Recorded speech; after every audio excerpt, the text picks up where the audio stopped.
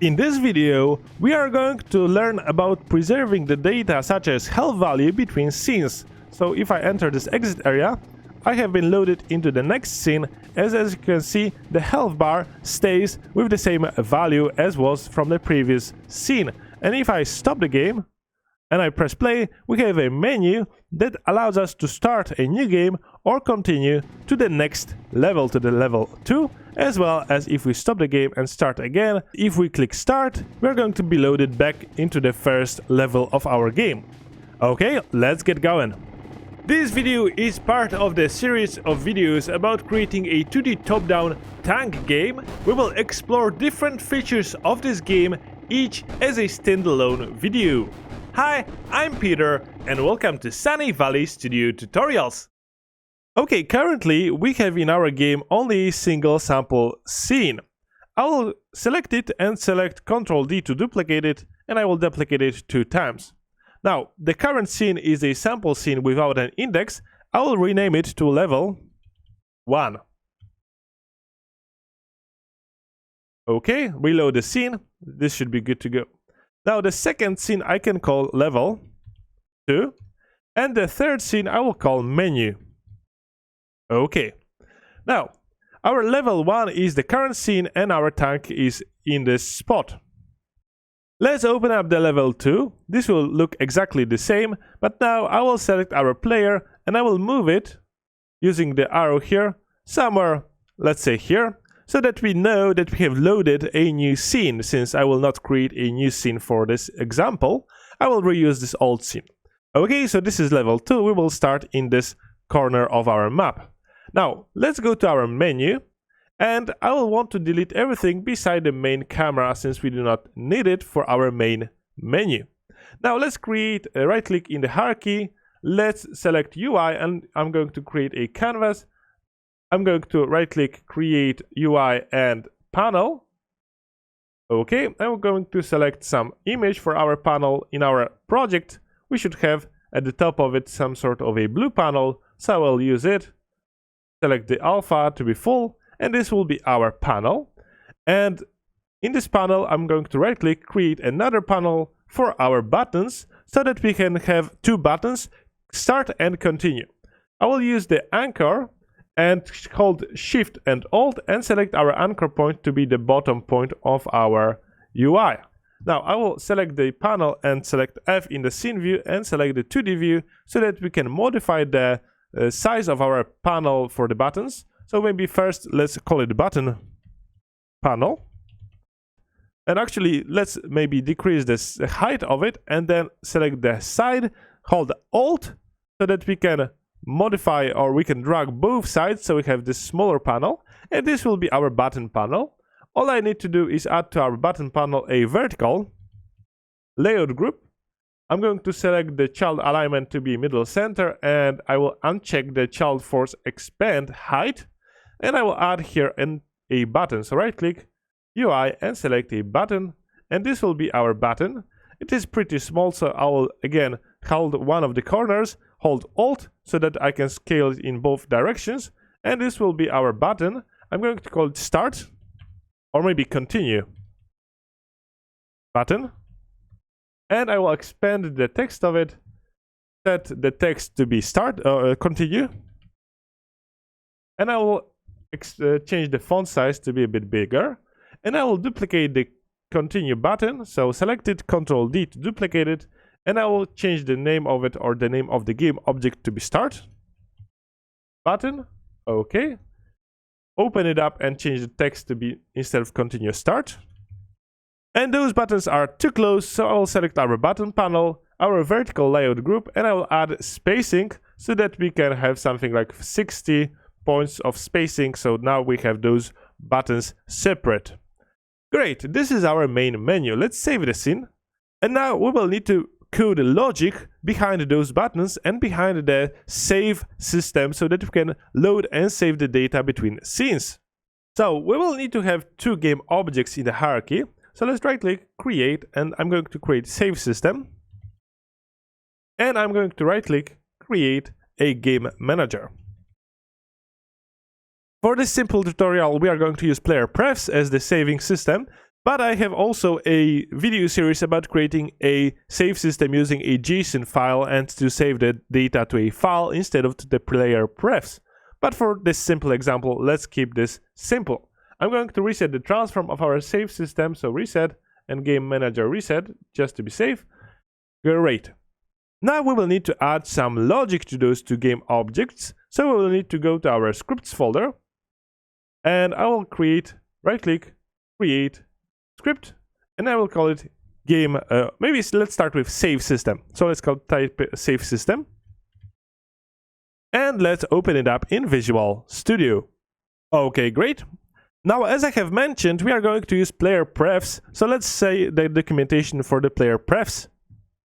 Okay, so the PlayerPrefs is a class that stores player preferences between game sessions, and it can store string, float, and integer values in the user's platform registry. So we have a couple of methods here. We can get the float, int, and string, and also set the float, string, and int. And we can delete all keys. We can check, for example, the set int. We need to have a key value, which is a string value of a key that we want to set the int with, and we have the int, the value that we want to save. So we have the key name, for example, and the value that we want to save. So this is a pretty basic way to save the data, and we can use this PlayerPrefs to save the data between the scenes of our game. So let's go back to Unity. Okay, let's delete the update and start. And as I have mentioned before, we will need to have key values that are string values that we can use to load and save the data in our PlayerPrefs class. So let's paste, I will paste the string keys. We will have a player health key because we want to save the player health in our game.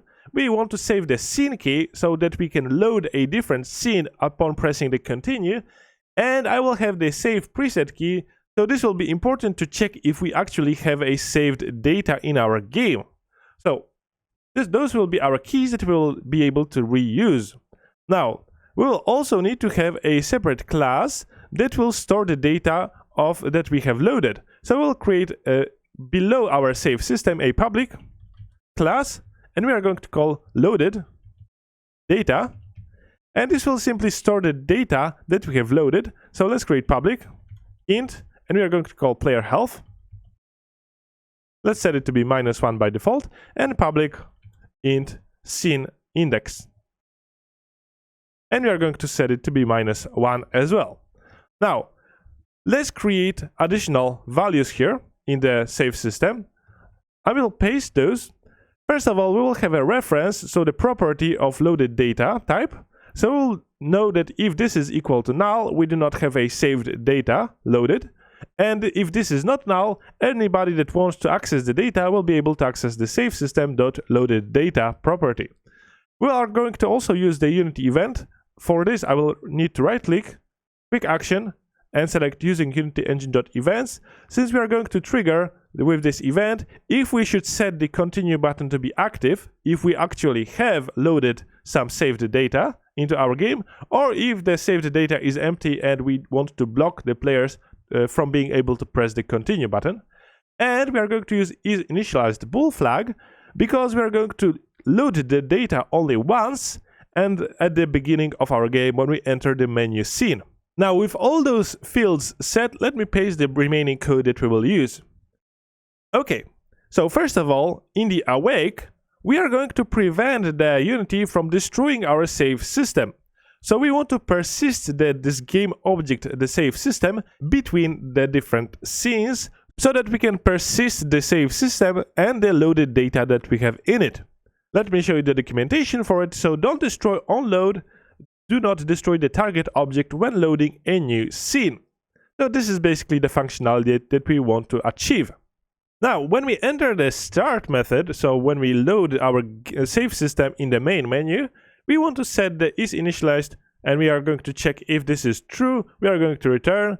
Now, this is maybe redundant code because we are only going to call the start method in the menu scene, so maybe we do not need it. So this will be one less bool flag in our code. So start method now will only be called when we have entered the main menu, since there will be our save system object. Since we call don't destroy on load, the awake and start methods will never be called again because our game object will be persisted between the different scenes. And in the start method, we want to simply call if the result of the load data method is true or false.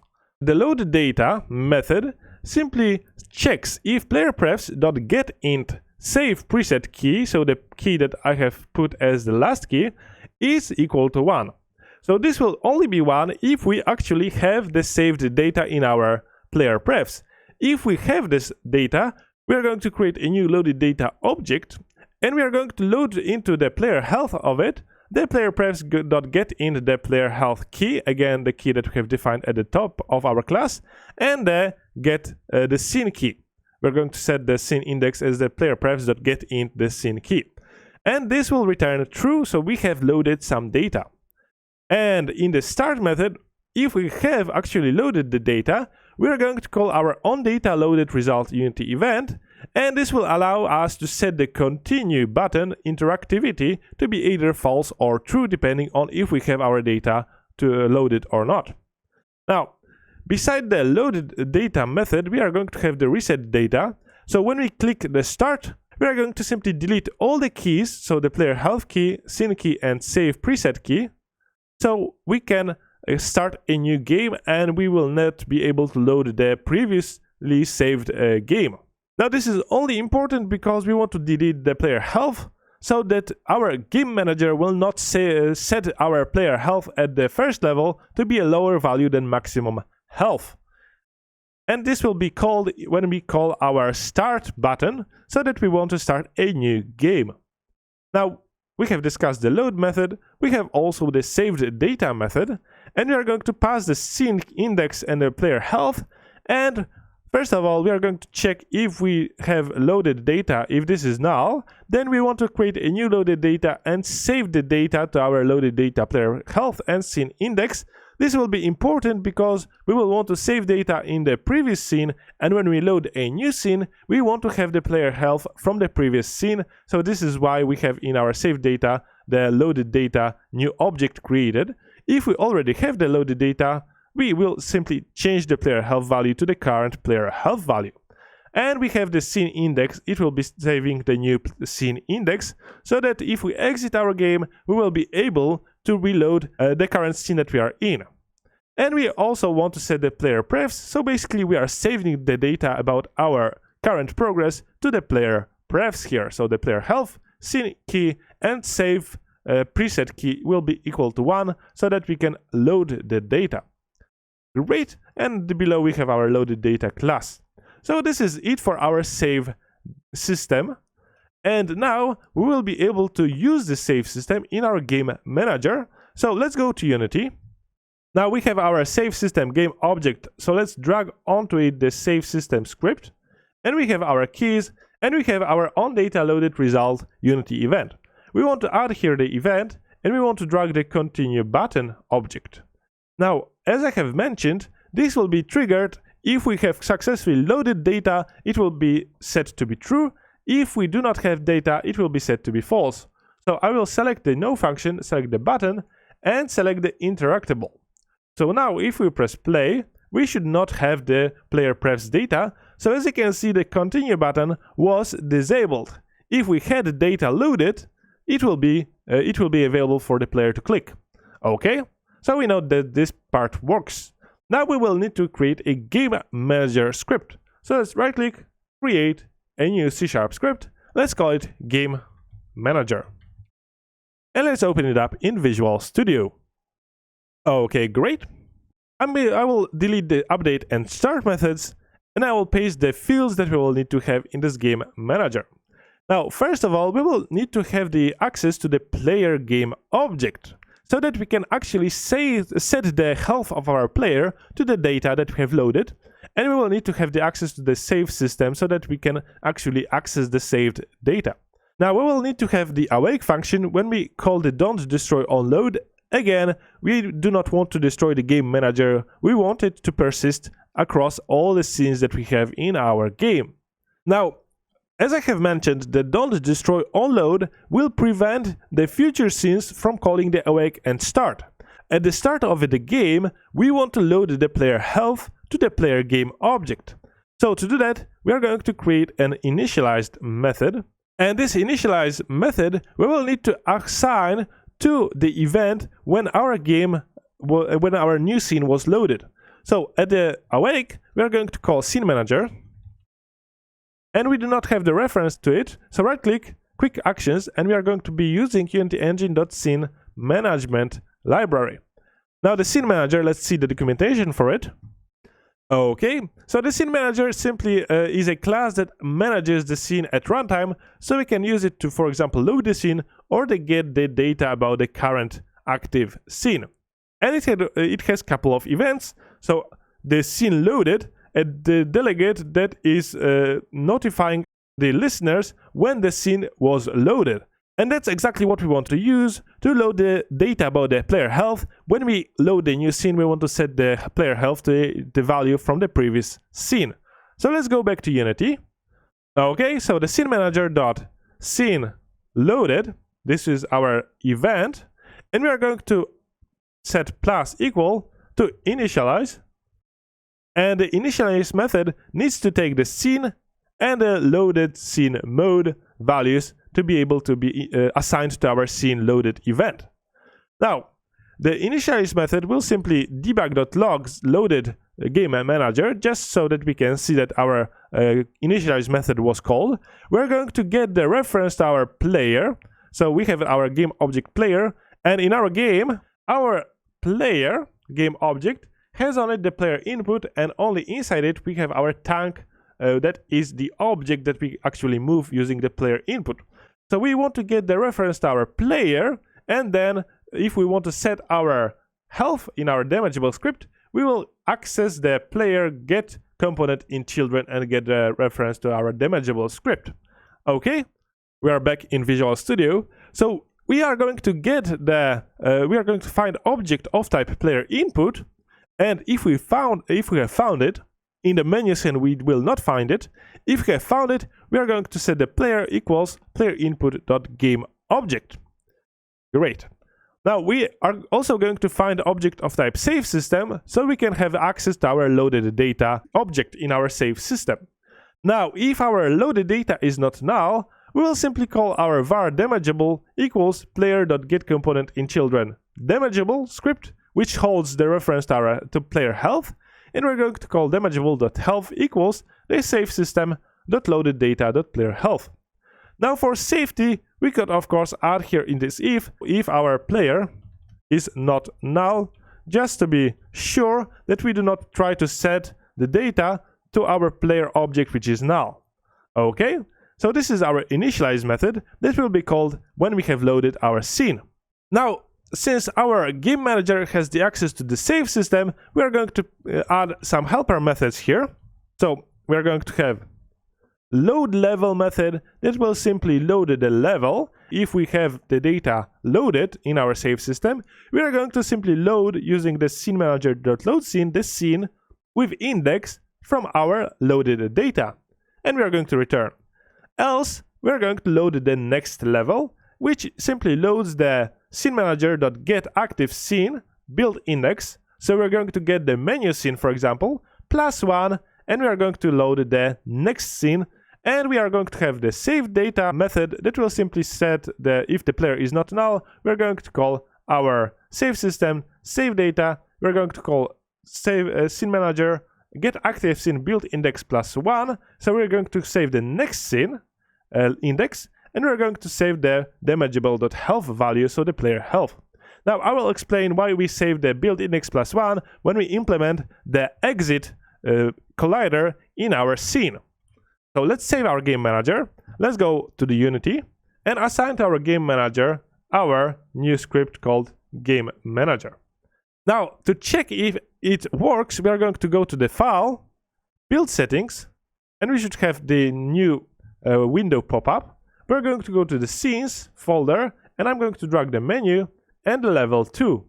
I'm going to drag the menu as the first scene, level 1 as the second scene, and the level 2 as the third scene, and the index starts from 0, so 0, 1, and 2 will be the indices of our scenes. Okay, now in addition to that, we will need to go to our canvas, to our panel, buttons panel, and when we click on continue, we will at the bottom of the inspector see the on-click event. Let's add an event here, and I'm going to drag our game manager and select our game manager, and we should have load level. So now we are going to rely on the load level to check if we have loaded the data in our save system. We want to press the continue button, and it should load the saved level, so saved index from our saved data. On start, we are going to do the same. Start button, add listener, drag the game manager, and again select the game manager and select the load level. We could of course use the load the next level, but the load level is more universal. So now let's press play, and we should see that continue is disabled since we do not have any data loaded from our save file or our PlayerPrefs. We can press start, and we are in our level 1. Now this is great, but now we do not have a way to migrate from the level 1 to level 2. I'm going to save the menu, scene, and I'm going to go to level 1, select our player and focus on our player using F. So this is our current map, and what we will need to do is to have a way to transition to the next scene. So I will simply right click, select 2D, price and square, and I will call it exit. Since this already has the sprite renderer, I will set the sorting layer to be the bottom details. I will select the move tool in the scene view, and I will place it here, so here will be the exit point of our level. Okay, now we will need to have a custom script on it, but before that, let's add here a box collider 2D, and we are going to set the box collider to be a trigger, so that we can get the trigger event when our player triggers with the exit object. Now let's create a new script. Right click in the scripts folder, create and select script, and I'm going to call it exit or exit level. Okay, let's open it up in Visual Studio. Okay, let's delete the update and start. And all we will need to have here is the game manager reference and the layer mask, so that we can detect if our player has collided with our with our box collider. So let's create on trigger enter 2D method, and this will be triggered when our player has collided with the exit level game object. Now we will also need to have the awake method, and in the awake we are going to get the game manager. Since our game manager is persisted between scenes, we cannot assign it directly to our exit level because it doesn't exist in our level 1. It exists in our menu and it will be kept between levels, so we will always need to get the reference to it using the find object of type game manager. Now, in the on trigger enter, we are going to check if, and we will need to check if the collision layer is on our player mask. So to do that, we're going to open parentheses, and we're going to use one left bit shift operation collision dot game object dot layer, which will simply create a layer mask from our game object layer. And now we can use the big bit shift and operation to compare our layer mask from our collision game object with our player mask. We are going to add another parenthesis to it, and we're going to simply check if the result is not equal to 0. So this is just a way to check if the layer from the game object is on the layer mask that we have created. Now, if this is so, we know that we have collided, that the player has collided with our exit level game object. And when it has, we're going to call our game manager, and we're going to save the data. Save the data, as you might recall, saves the data about the player health, as well as it saves, go to definition, it saves the build index of the current scene plus 1, so that we can save the next scene, so the level 2 will be saved as our saved data, so that now we can be sure that when we press continue, we will be loaded into the next level. Now let's go back to exit level script, and after this we are going to call game manager.load next level. Now of course, if your next level is on the different index than right after the level 1, you might want to set it differently, but basically this is the basic way to set it. So let's save it. Let's go back to Unity. And now all we need to do is assign our exit level script onto our exit game object. Now make sure that your position on the transform of the exit is 0 on Z value so that we can actually collide with it. And let's go back to our build settings. So basically when we enter the exit game object, we are going to save the index 1 plus 1, so 2. So we are going to save the index of level 2, as well as we are going to load the next level. So we are going to get 1, so index from the level 1 plus 1, so we are going to basically load the level 2. Okay, but now there is an issue because we cannot really start from this level 1 scene. We need to start from our menu scene. Before we go to the menu scene so we can actually create those objects, we need to select our exit, select our player mask, and ensure that you have the player selected so we know that we want to collide with our player. Let's go back to our menu, let's save our scene, and one more thing that we will need to do is go to our scripts folder and open our damageable script. Okay, so this script is responsible for keeping track of the tank's health, and when we call our start method, we always set the health to be max health. So if we set our player health through the game manager, when we enter the damageable script, it will reset it to be max health.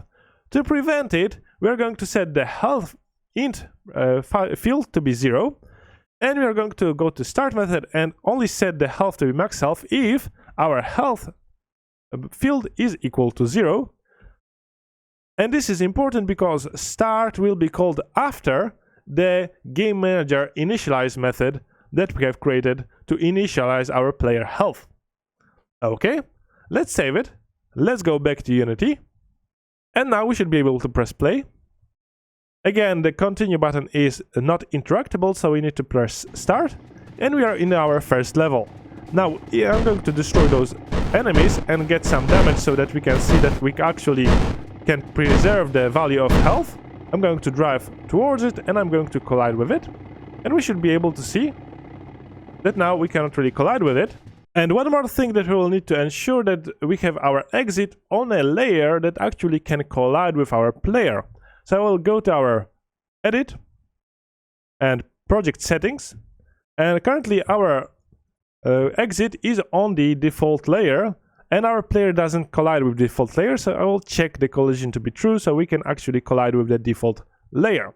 Okay, great. So now let's go back to our menu scenes, since we cannot really start in our level 1, since we do not have the game manager or the save system loaded in our scene. So let's go to our menu. Okay, one thing that I have forgotten to do in the previous video was to add to our canvas, to our panel, button, panel and start button, the reset of our data. Now we need to be careful because if we load the level using load level method, it will load the index of our next scene from our saved data. So instead I want to first drag our save system, and when we click start I want to simply reset the data, and we can then call our game manager dot and select the method called load level. Okay, now we can test our game. Let's press play. Now we should be able to press the start button since continue is unavailable, and we have been loaded into our level 1. I'm going to destroy those tanks, those enemy tanks, and get some damage so that we can see that we have actually received some damage. Okay, I'm going to drive towards our exit point, and we should be able now to collide with it. So let's drive towards it. And you can see that we have been loaded into our second level, and as you can see our health was preserved between those scenes. Now if I stop our game and press play again, we should see now the continue button is active, and if we click it, you can see that we were loaded to the second level as well as our health was preserved. Great, so this concludes the tutorial about preserving the data between scenes in your game. Thank you very much for watching. If you want to support me, please take a look at my Patreon website, check out my Udemy course about creating a 2D top-down shooter using the URP and Unity 2020. There will be a link with a discount in the description if you are interested. Leave a like, subscribe, leave a comment, and I will see you in the next tutorial. Take care!